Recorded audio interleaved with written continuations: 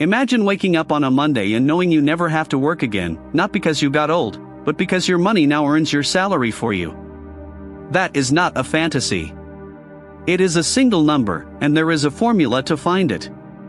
It works the same whether you earn $30,000 a year or $300,000. Let me show you exactly how much you would need invested to walk away for good.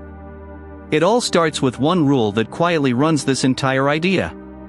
It is called the 4% rule, and it comes from a famous study of market history. The finding was simple. If you withdraw about 4% of an invested nest egg in your first year, and adjust for inflation after that, the money has historically lasted at least 30 years, and often far longer. 4% a year is the amount you can safely take without draining the well. Flip that rule around and it hands you a target. If 4% has to cover a full year of spending, then your nest egg simply needs to be 25 times what you spend in a year. Multiply your annual expenses by 25, and that is the number. That is it. The entire concept of never working again compresses down to one piece of grade school arithmetic that almost nobody was ever taught. Let us put real dollars on it. Say you can live comfortably on $40,000 a year. Multiply that by 25, and your freedom number is $1 million.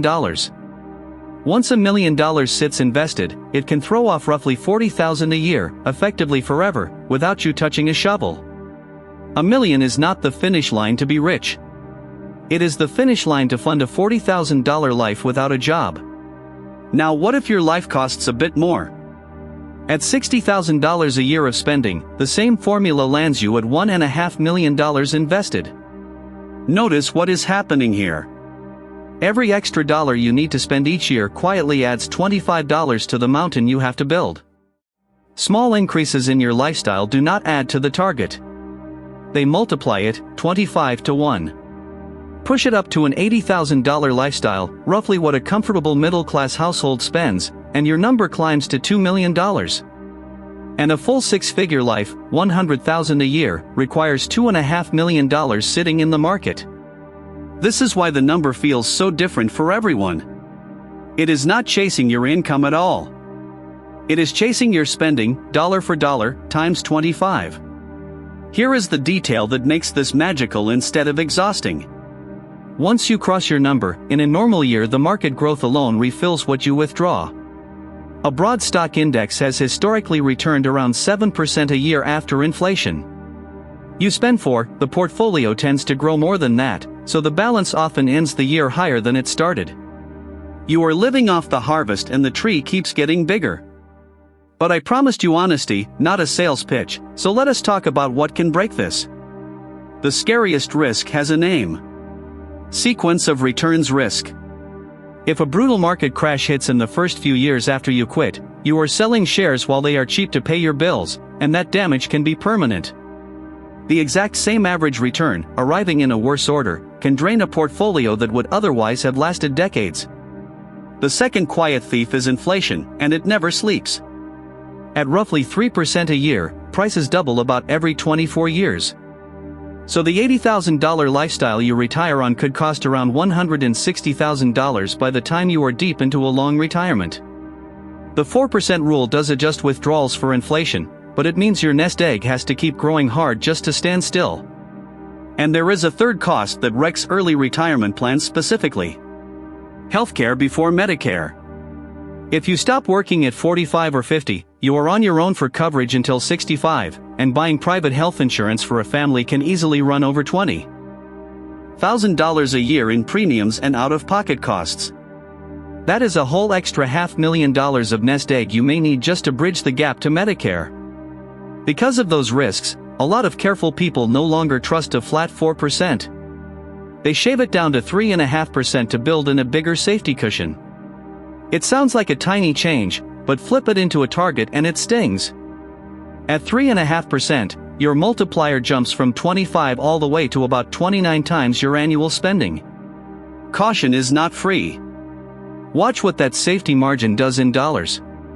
That same $80,000 lifestyle, which needed $2 million under the 4% rule, now needs roughly $2.3 million under the more conservative 3.5%.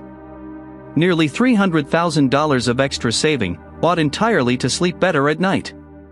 Whether that cushion is worth years of extra work is one of the most personal money decisions you will ever make. Now here is the reveal I have been holding back, and it is the part that changes everything. The size of your number barely matters compared to how fast you get there.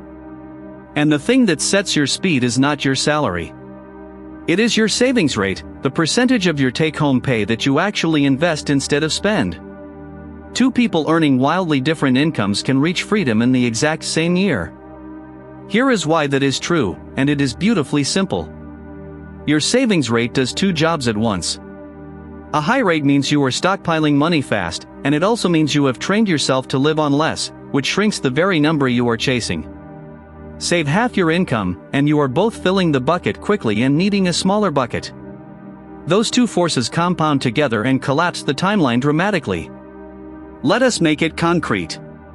If you save just 10% of your pay, the classic advice, the math says you are looking at roughly 51 years until your investments can fully replace your income. That is a whole working lifetime. Freedom arrives right about when a traditional retirement would anyway.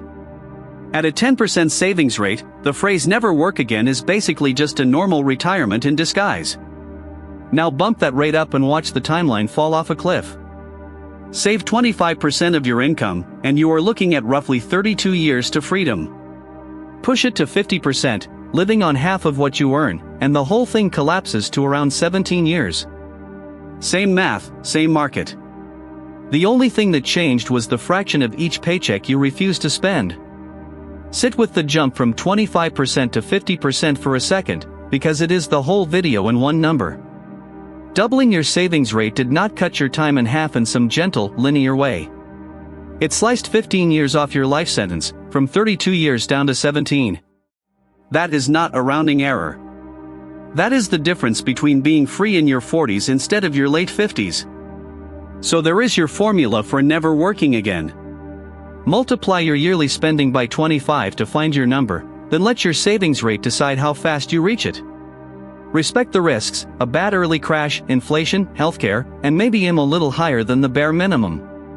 Now I want to hear it.